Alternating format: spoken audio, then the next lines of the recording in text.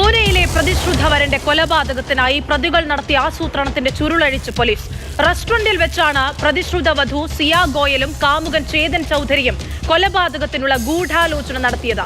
കേസിൽ നിർണായകമായ CCTV ദൃശ്യങ്ങളും പോലീസിന് ലഭിച്ചു.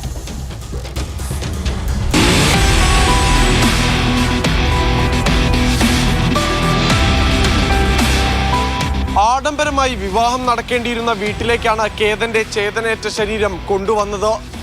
പോലീസ് നടത്തിയ അന്വേഷണമാണ് ആ ക്രൂരതയുടെ ചുരുളഴിയിച്ചതും. കൊലപാതക ദിവസം ലോഹഗഡ് കോട്ടയിലേക്ക് പ്രതി ചേതൻ ചൌധരി എത്തുന്ന ദൃശ്യങ്ങളാണ് പോലീസിന് ലഭിച്ചത്. CIയുടെ നിർദ്ദേശപ്രകാരം ചേതൻ സ്ഥലത്തെത്തിയെന്ന് സാങ്കേതിക തെളിവുകളോടെ പോലീസ് കണ്ടെത്തിയിട്ടുണ്ട്. കോടതിയിൽ ഹാജരാക്കിയ ഇരുവരെയും ഈ മാസം 29 വരെ പോലീസ് കസ്റ്റഡിയിൽ വിട്ടിരിക്കുകയാണ്.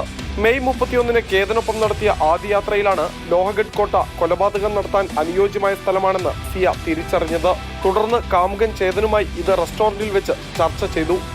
മാസങ്ങൾ നീണ്ട ചർച്ചയ്ക്കായി പ്രതികൾ ഇരുവരും ഫോണിൽ ബന്ധപ്പെട്ടത് 2000-ലേറെ തവണയാണെന്നും പോലീസ് കണ്ടെത്തി. കുടുംബത്തിന്റെ സമ്മർദ്ദത്തിന് വഴങ്ങിയാണ് കേതനെ വിവാഹം ചെയ്യാൻ 20-കാരിയായ സിയ തീരുമാനിച്ചത്. ഒരുമിച്ച് വളർന്ന ചേതനൊപ്പം ജീവിക്കാൻ സിയയ്ക്ക് താല്പര്യമുണ്ടായിരുന്നുവെങ്കിലും വിവാഹം അല്പം കഴിഞ്ഞു മതിയെന്നായിരുന്നു ഇരുവരുടെയും തീരുമാനം. അതേസമയം പ്രതിശ്രുത വധു സിയ ഗോയലിനെ സംബന്ധിച്ച് മരിച്ച കേതനും സംശയങ്ങളുണ്ടായിരുന്നു എന്നാണ് പിതാവ് വിശാൽ അഗർവാൾ പറയുന്നത്. പെൺകുട്ടിയെക്കുറിച്ച് അന്വേഷിച്ചിരുന്നോ എന്ന് പലതവണ മകൻ ചോദിച്ചിരുന്നു എന്ന് വിശാൽ പറഞ്ഞു. എന്നാൽ കുടുംബങ്ങൾ തമ്മിൽ അടുത്തറിയുന്നതിനാൽ പെൺകുട്ടിയെക്കുറിച്ച് വിശാലാണ് മകന് ഉറപ്പ് നൽകിയത്. കുടുംബത്തോടുള്ള സ്നേഹം കൊണ്ടാണ് 26-ാം വയസ്സിൽ പിതാവിന്റെ ബിസിനസ്സിൽ സഹായിക്കാൻ കേതൻ ഇറങ്ങിച്ചെന്നത്. ആ സ്നേഹം ഉള്ളിലുള്ളത് കൊണ്ടായിരിക്കണം മധുവിധുവിനായി മാറ്റിവെച്ച തന്റെ മാത്രം പാസ്പോർട്ട് കാണാതായപ്പോഴും പ്രതിശ്രുത വധുവിനെ കേതൻ സംശയിച്ചിരുന്നില്ല.